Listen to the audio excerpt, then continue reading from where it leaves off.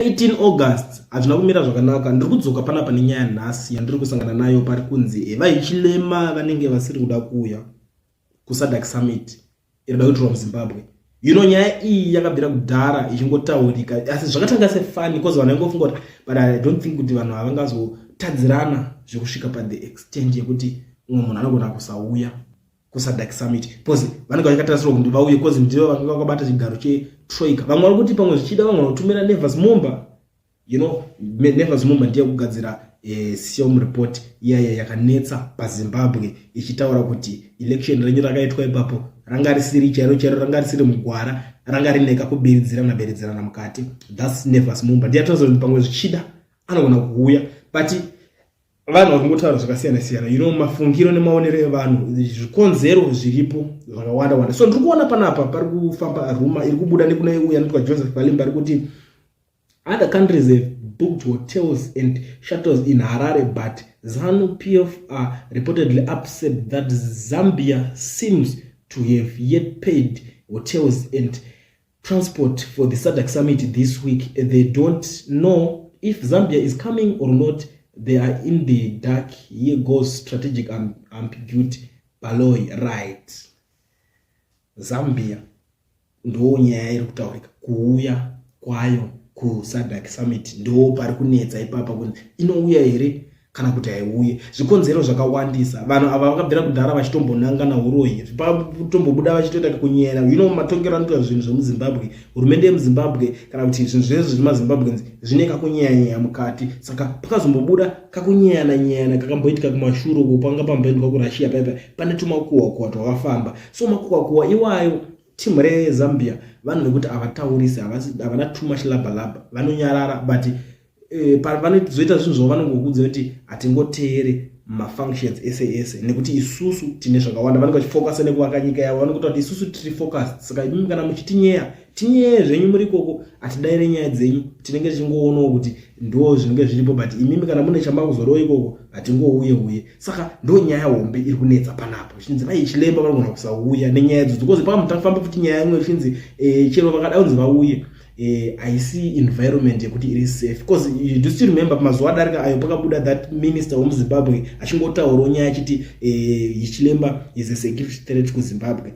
Zvinhu zvisina kushata according nemaonero ake because munhu wese ane the way yaanofunga, the way yaanotarisa zvinhu akada kuzviona, but panguva yakazvitaura chete neposition yaari chete ndo panonetsa pakuti iye anenge achiita kunge atumwa. Saka akada kutaura kuti is a security threat, uyanobva angozviona utonyarara kuti it's better kuti inini nditarise ndisiyane nazvo kana ndisiyane nevanhu ava because ivo pachavo vari kutondidhauta, havasi kundichenesa, havasi kunditrasta. Ndo nyaya imwe yandakaongorora kuti inenge ichizokonzeresa ichiitika panyaya iyi. Saka zvinozokonzeresa futi kuti munhu azongokontribhuta pakuti inini ndikandifocuse nezvenyika yangu. But SADC Summit musangano muhombe, musangano mukuru wekuti nyika dzizhinji dzese dziri munhingirini dziri muSADC dzinototarisirwa kunge dziripo panzvimbo, dzinotarisirwa kunge dziripo dzichitomhanya ipapo. Ndo musangano mihombe yacho imwe yese vanga boycott but apa pari kufundutsa. So zviri kuzoitanga futi ivo vanenge vasaboteja ZANU-PF. Ndo nyaya dzimwe dzinenge dziripo zvineka kutanga vanenge vasaboteja. But anyway, ndiri kuzoona vanhu vakawanda maZimbabweans vari kukomenda on this issue. MaZambians vanhu vakasiyana-siyana vari kutaura kuti it's because Zambia cannot afford to book a lodge in Harare. It's like zvineka kujoka mukati, zvineka kuningirikina. Asi point iri kutsaya kubudiswa apa ndeyekuti Zambia haingoshandise mari yayo kuita zvinhu zvese vanokoshesa mari dzavo, vanoisa mari dzavo pakanaka. Ndo nyaya iri panapa iri kubuda apa iri kunzi Zambia haiafode kukwanisa kubhuka hotel muHarare because zvinhu zvimwe zvinodhura kwavo. Saka ivo vanenge vachiti mari dzedu is better tiite zvimwe zvinhu zviri better, zvimwe zvekubuilda nyika yavo the way vanenge vachida. Ndo mamwe mataurirwo azviri kuitwa nomwe munhu ari kuona maonero ake panapa. Umwe ari kubuda ari kuti Zimbabwe needs Zambia. Okay, alright. Umwe ari kuti even if Zambia doesn't come, it's still going to happen. However, we don't care about Zambia. Mumwe ari kutaurawo achimirira achizvida murakashi achikomenda panyaya iyo ari kuti hatina basa nazvo, chero vakasauya zvinhu zvinofamba. Of course zvinofamba, but zvine consequences. Pane pamwe ukakuzonzi avasiri kuuya zvine pamuromo pakawandisa because panozonzi kuuya hana kuuya chichi nyaya dzinozotanga kutaurwa unongoziva panenge pakaungana vanhu apatadza kutaurwa zvinhu zvakawanda. Ndo nyaya ini tinoona inozoitika panapa. Mwari kuti ZANU-PF vari kuda kumupa Polonial 210 iya yavakatora kuZambia. Okay, mwari kuti all SADC heads of state must come. HH is very welcome. All right. Mwari kuti Zambia has always been that fearless country. Right. Ari kubudawo panapa ari kuti Zambia must resend Mumba. Ndo mamwe manyaya dzinodzi kutenderera panapa. Kunzi Mumba ndiye anogona kuuya uyawo kupa CM report yakashungurudza vari maukuru zvenguva. Kuza vanhu vakadoswera vachipopota.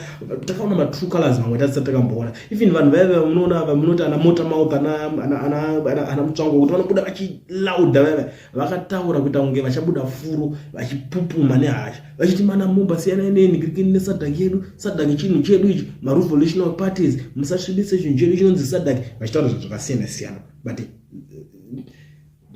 ananigirina havana kumbobvira kumbopindura.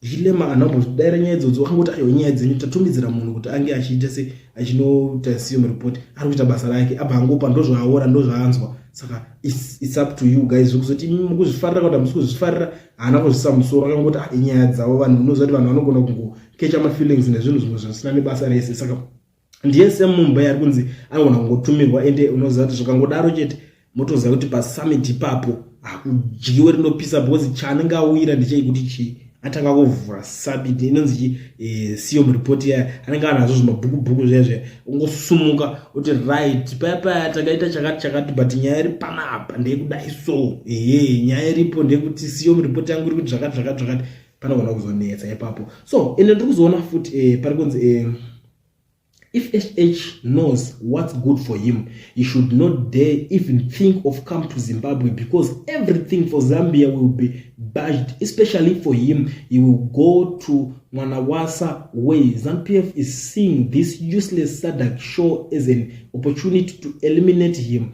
They are indeed baloi. Right. Urikona zvikuitika. Pane imwe nyaya inonetsa inogara ichingotaurwa kuti vanhu vekuZambia vanogara vachicomplaina vachiti Mwanawasa akanofira kuZimbabwe akafa nenyaya dzekuti kuZimbabwe because that's the way yavanozvitaura yavanoaccuse naye vachiti Mwanawasa akaurayiwa nevanhu vekuZimbabwe. Even all those guys ndomataurira vanenge vachizviita. Saka vatotora kuti this Chilema ngaasambouye koko because anogona kuita sei kutera matsimba iwayo because ivo vanenge vane magrudges nemapresident ekusaidi uko. Saka ndo zvinhu zvacho zvinenge zviri. Saka vari kutoti iyoyo ningirikini inobva yatorwa seopportunity yekuti vaite se vadhile naye kana kuti vamudzime mukomana. Ndo imwe nyaya yandiri kuona itaura panapa. Mwari kuti I honestly hope that Zambia doesn't come. No need to validate ZANU-PF's evil regime. Muri kunzwa zvizvi kutaurwa nevanhu panapa kuti aiwa Zambia yacho haikubanga isauye pakashata. Mwari kuti whether HH show up or not, it's not going to stop summit to happen. Okay, all right. HH must not come. The regime in Harare is dangerous. 3 days after SADC shit, he will be diagnosed with cancer.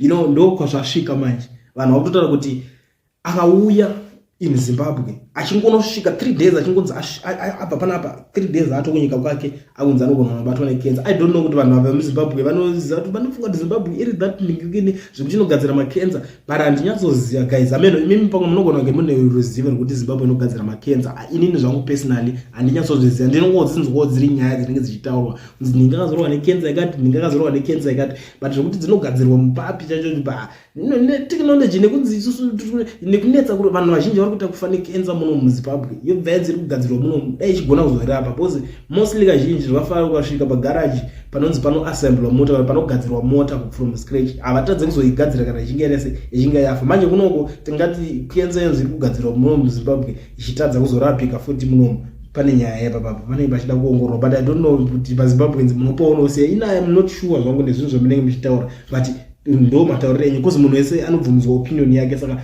it is very important kuti tinge tichikoshesa maopinion akaita seenyu amunenge muchibudisa iwayo. Mumwe ari kuti Zambia can stay in Zimbabwe. Your presence or absence means nothing to this function. Okay, all right. Uyu ari kutaurwa out of ignorance. Ichilema ndiye ningirikini wetroika. Saka I don't even know kuti uyu ari kutaura akazvimirira ari kuzviwana pai. Mumwe ari kuti we are waiting for President Edgar Lungu, the real president of the Republic of Zambia.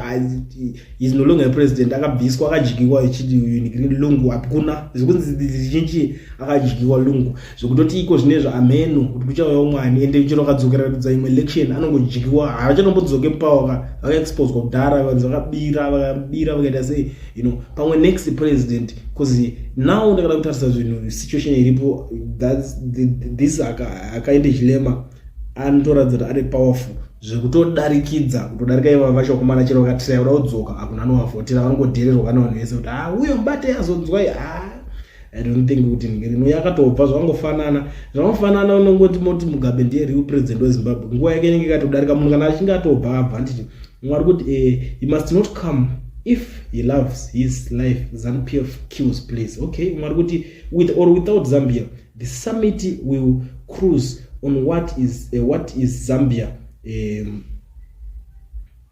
You are fooling yourself, young men. In fact, the summit does not need Zambia to be present either. Fokolo, okay. Vamwe vanhu vanongachitaura zvimwe zvinhu zvokuti havasonyatsokunzwisisawo, ignorance dzirimo muvanhu, kusanzwisisa kuri mumunhu. Uzi vamwe vanhu varipo pakuti zvine basa rechivo vakasauya zvina basa ndinyengerere asi ese madhiri anonzi andinyengerere. That's why muchiona kuti imimi president wenyu nekukura kwaita kwekwe anofambira nyika dzese. Mapresident ese achinosvika chitota sei achitanga ari kunyanya kunyengerera. Why? Because basa racho ofisi yake inotomufosa kuti akwanise kutraya kubatanidza vanhu, but pamwe pacho chero iye anyatsoziva kuti avamude anenge achishingirira. Pamwe pacho munenge muchibuda muchiseka azoenda kwakati aende kwakati, ndo nyaya dzacho dzine dziripo, hapana zvimwe zviripo. Saka mukati Zambia inenge ine fokolo chero kasauya. How many times iyo vanhu veZimbabwe vachiflya kuenda kuZambia? Atitokaverenga kuti kangani, but tikada kuverenga kuti Hichilema akauya mukangani muZimbabwe, tinozosara tatoona kuti hapana zvatiri kutaura. You see, ndo nyaya dzacho dzine dzichiitika guys. So ndo nyaya yacho ndangoti ndikuya nayo panapa ndingoonesa nemi zvinhu zvekutaurika mumastreets kunzi Hichilema anogona kusauya. Vamwe vari kuti anouya, pamwe vari kuti haana basa, vamwe vari kuti chinchi. I don't know kuti iwewe uri kuti wokudii panyaya iyoyo. So kana uchingotanga kusvika panapa first time yako usabva usina subscriber and you know what to do. Zvatinoita panapa kana ungagara uri panapa ende kona iwo wangotosvikawo panapa futi panapa tinongoti like this video kuitira kuti ZANU-PF ibhoigani nekuti akujikiwe rinopisa.